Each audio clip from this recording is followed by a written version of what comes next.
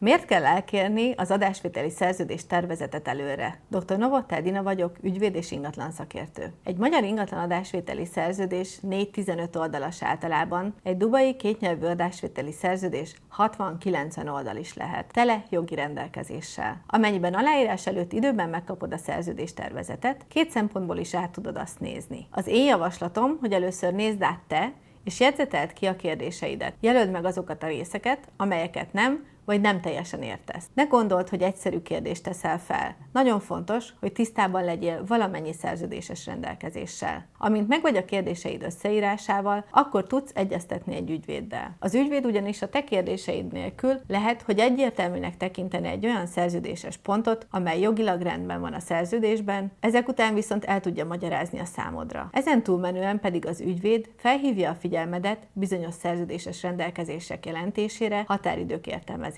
Egy jogi konzultáció fontos jogi tudást tud adni számodra, amely hosszú távon is megmarad, és az életed következő szerződését már is hozzáértőbb szemmel tudod olvasni.